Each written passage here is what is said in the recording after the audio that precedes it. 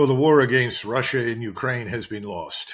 It has been lost for months, and the Ukrainians have simply run out of manpower. They've exhausted most of their human resources, and they've got a lot of equipment that's left, but they don't have all of the ammunition they need. They're suffering from an old malady, and that is the misguided assumption that you can build a military establishment on the fly. In other words, that within a few months, the space of a few years, you can build a brand new military establishment. It simply isn't possible. And right now, the Russians are capturing men that are age 70 and over, as well as boys age 15, 14, 13. And women are beginning to show up, and they too are being killed on the battlefield. There's a very large battle occurring as we speak in Avdiivka, in the central part of eastern Ukraine. There are several thousand Ukrainian troops there fighting. These are probably what I would call almost the last truly battle-worthy forces that the Ukrainians have. And the Russians are fighting them. And the defenses there were built over several years, so they're not easily cracked. And the Russians have taken losses. But there are also talks underway between the Russian military command and the Ukrainian military command about the wisdom of essentially ending the fighting and surrendering. Whether or not that will happen, I don't know. I frankly hope it will, because this is a lost cause. It should never have happened. This war was always avoidable. And I remember when I served in Supreme Headquarters, Allied Powers Europe in Mons, Belgium, that one of the things that we concluded was that NATO, since it no longer had a permanent enemy, so to say, in the form of Russia, and Russia certainly, in my judgment, is not the enemy today either, that NATO really existed to prevent another war in Europe from breaking out. We felt that that was a good reason to keep NATO. But of course, we have been diverted from that path, first in Bosnia, then subsequently in Kosovo, and ultimately now, sadly, in Ukraine. Yeah, it's a pity, definitely.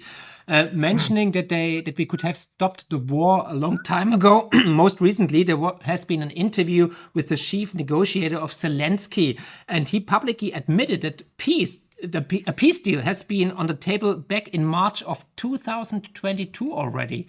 So we could have saved 100,000 of lives on both sides, actually, and billions of dollars. But this peace deal was prevented by Boris Johnson. And according to the chief negotiator, he actually said, let's make war. Is the West responsible for the war and all the people that have died since then? What's your opinion on that? Oh, absolutely. We're responsible for the conflict long before Boris Johnson showed up. Keep in mind that Johnson was simply a messenger boy for Biden in Washington. Washington has been driving towards this confrontation for a long time. And we have to admit that Mr. Putin has been very clear over the last 10 to 15 years about what his country would and would not accept in Ukraine. And he made it abundantly clear that they would not accept a large NATO, specifically U.S. military presence in eastern Ukraine. And the fear was always that we would position missiles beyond the Dnieper River that could reach critical targets inside Russia within minutes and effectively even neutralize their own nuclear deterrent, as well as their early warning system. All of this was unacceptable. And we pressed ahead in any case. We can go all the way back to 1992 and the promises that were made at that time that we would not advance the border of NATO further east. But those promises went by the wayside. The Russians put up with it, but Ukraine was the last straw. They would not accept that. And that's shouldn't have been a surprise to anyone. It's essentially analogous to the Soviets putting missiles into Cuba back in the 1960s. We found that intolerable. So the sad part is it was never necessary. We could have avoided all of this. And then we, of course, backed this coup, which brought in a government that would effectively be hostile. And the thing that's interesting about that is I'm sure your viewers realize that when Mr. Zelensky was handpicked to be the candidate for president by Mr. Kolomoisky, the oligarch with billions at his disposal, who I suppose is now sitting in jail somewhere awaiting trial, Zelensky ran on a peace platform. Zelensky said, if you elect me, I will go to Moscow. I will talk to the Russians. We will settle this. He won overwhelmingly, with the exception of the very, very far west around Lvov, or what used to be called Lemberg. And other than the Ukrainians in that area, everyone voted for him, not because they liked him or thought he was brilliant or anything else, but because they did not want to go to war with Russia. So the notion that somehow or another this was inevitable, that the Ukrainians are implacable enemies of the Russians, that the hatred is old and can never be changed, that's just not true. But once committed, of course, Ukrainians are very stubborn people, and they're very patriotic, and they've died in great numbers.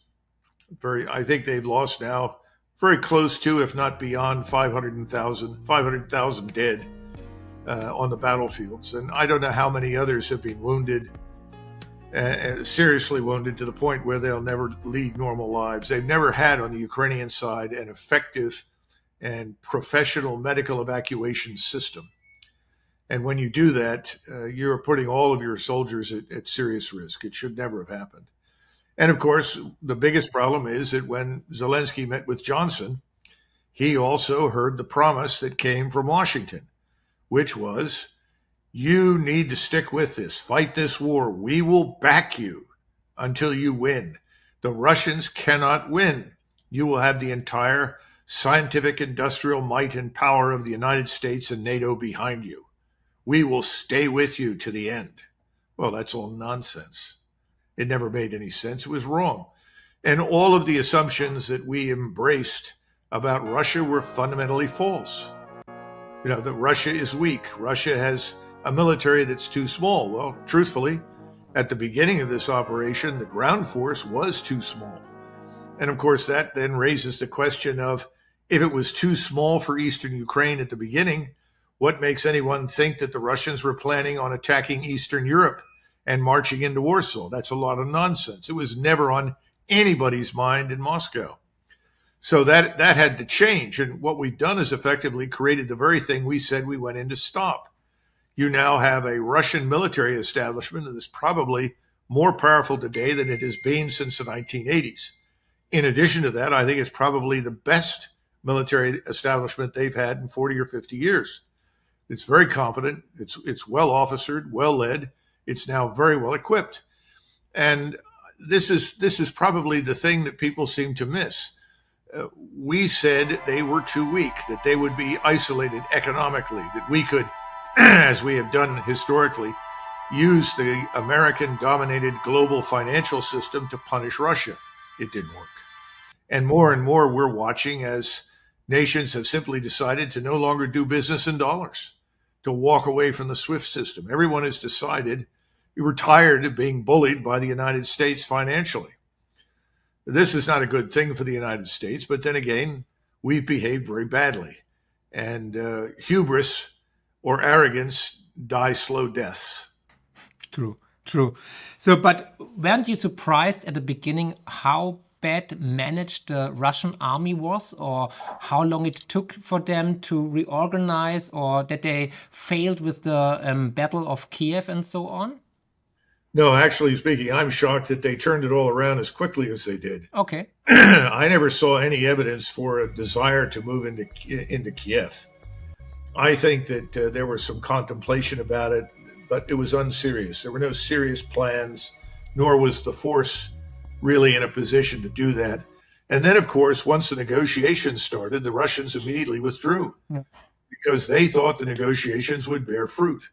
If you go back and look at what was done at the time, the Russians said, fine, we'll go to a ceasefire right now, freeze in place. And their demands were, in my judgment, quite reasonable. They said, recognize Crimea, stop the nonsense. That was never part of Ukraine, by the way. Anybody who knows European history knows that. And then Luhansk and Donetsk, the so-called breakaway provinces, are Russian. And what Putin and his colleagues really wanted was equal rights before the law in Ukraine for Russians. Not, in my judgment, an outrageous demand. And then finally, they wanted neutrality. I mean, that's, again, eminently reasonable. And those of us that have looked at Austria or Finland before the Finns recently lost their minds, it has worked very, very well. And there was no reason why Ukraine had to become a military showdown between the United States, its allies, and Russia. None whatsoever. And historically, we have no strategic interest in Ukraine, let alone Eastern Ukraine.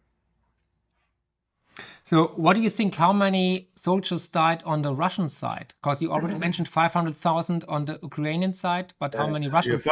I think roughly 500,000 dead is a reasonable number for the Ukrainians. For the Russians, I've heard different estimates.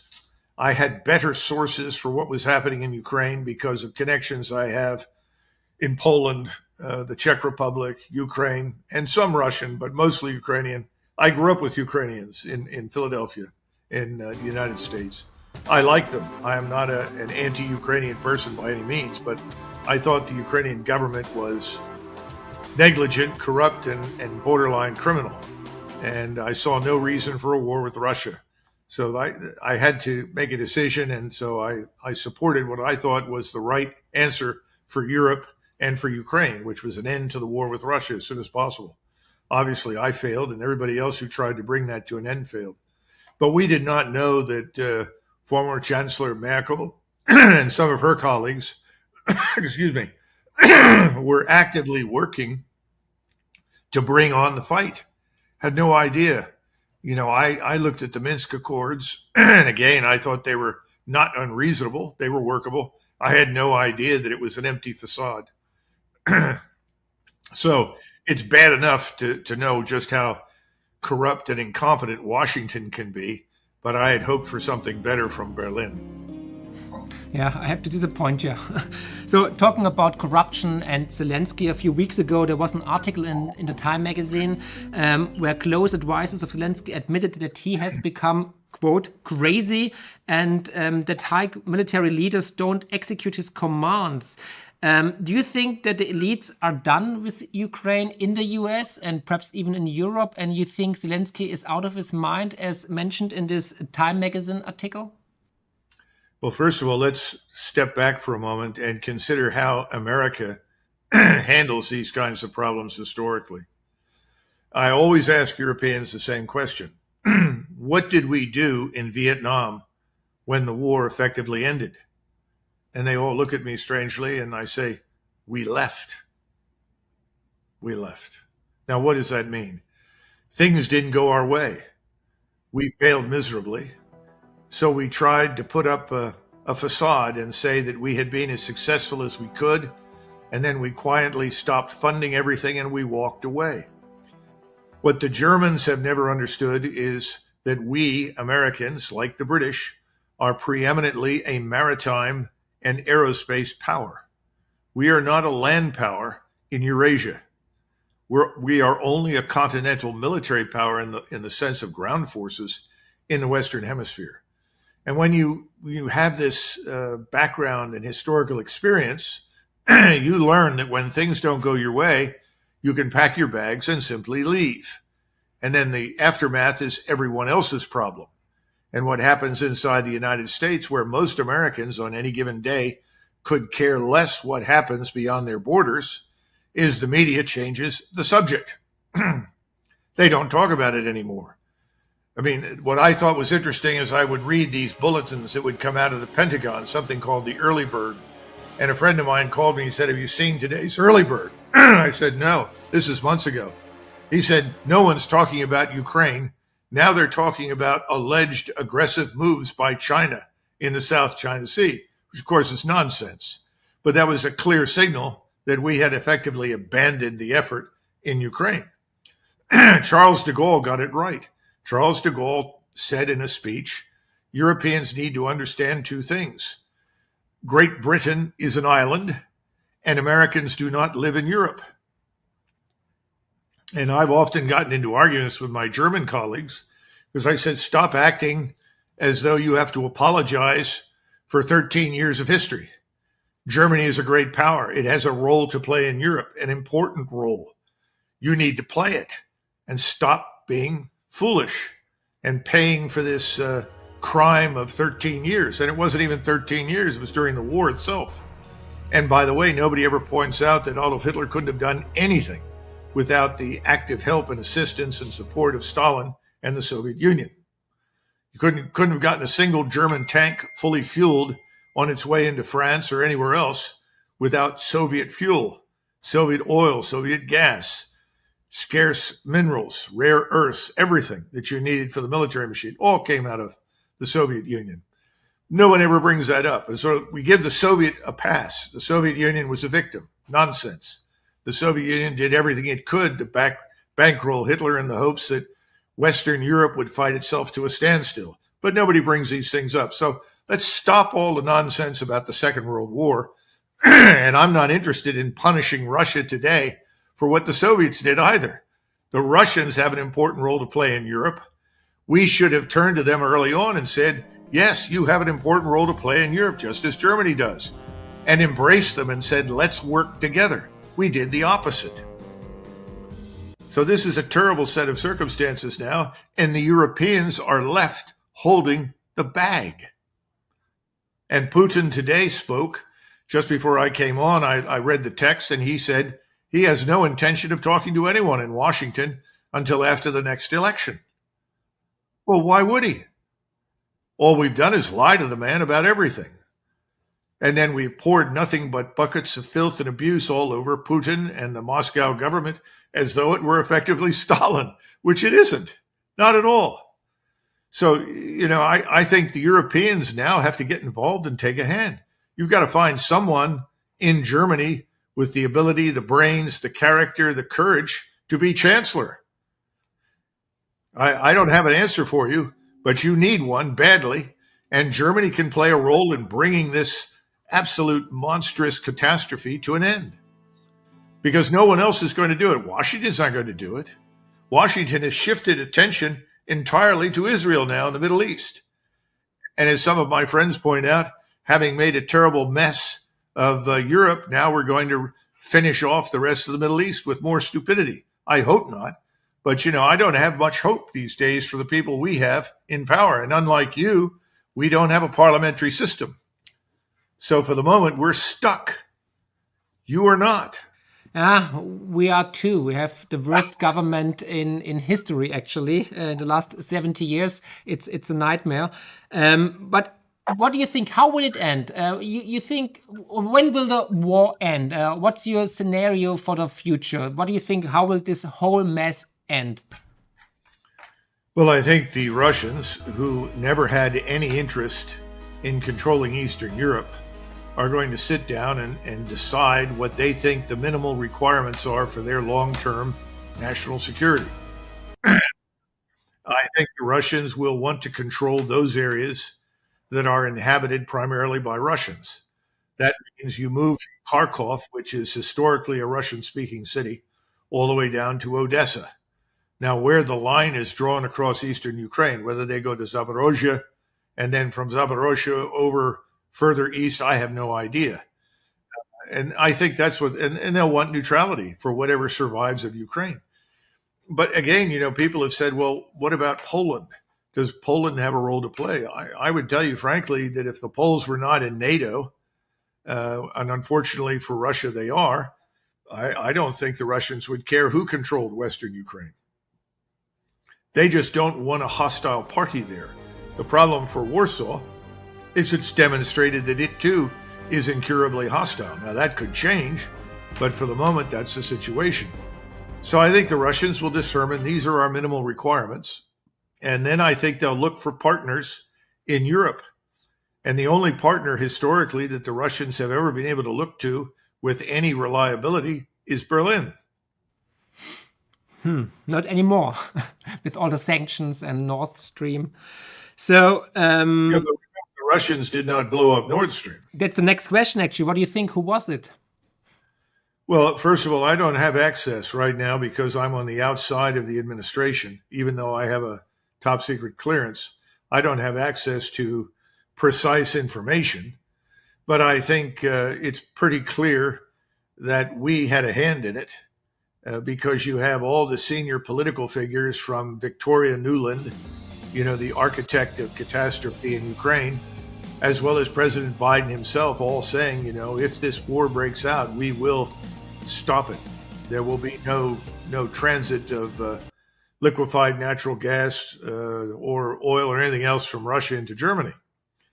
And when I was working for President Trump, I actually wrote a short memo because I was trying to convince people that, Russia is not the Soviet Union, and good business between Germany and Russia is not evil, and we should not view it negatively. Of course, he was voted out of office and never had a chance to really act on any of it. But he was replaced by people who were just, in my judgment, out of touch with reality and determined to bring on a war. They succeeded. Now it's being lost by all of the people that we supported. So the question is, what will the Russians do? I think they will exercise patience. They'll try to bring an end to this. They'll try to have a Ukrainian partner to talk to. There may be some Ukrainian military leaders who are willing to sit down with them to put an end to this travesty. I don't know. But again, I think they would like some European partners. And originally, when I was recommending neutrality for Ukraine, and this is back in 2014, I said you've got to have a conference and have to have the leadership of all the states that border Russia: Lithuania, Latvia, Estonia, Poland, Slovakia, Hungary, Moldova, Romania. Everyone needs to sign up for this neutrality. And then you need, as a minimum, preferably Berlin and Paris to sign on for it. But nothing ever happened. But that, again, something like that has to happen eventually to put an end to this travesty in Eastern Europe.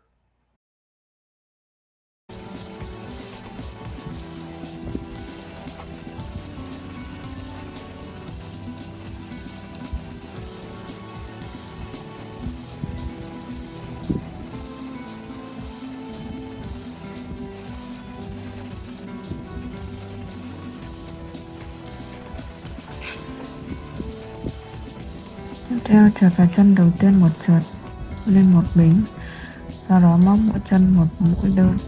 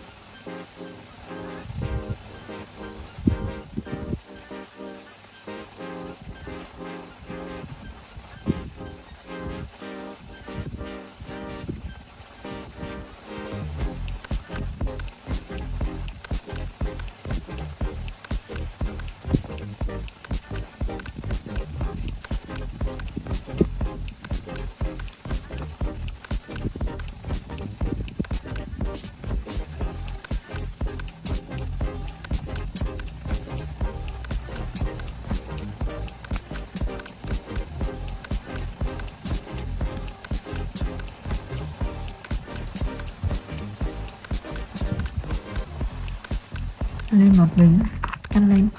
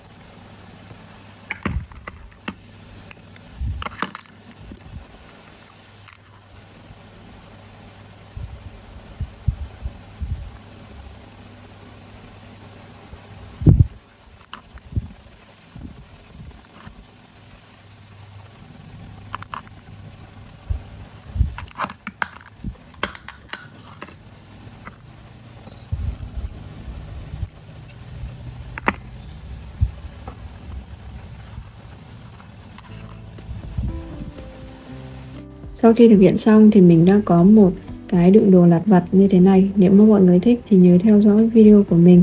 Còn bây giờ thì xin chào và hẹn gặp lại mọi người ở những video tiếp theo. Bye bye!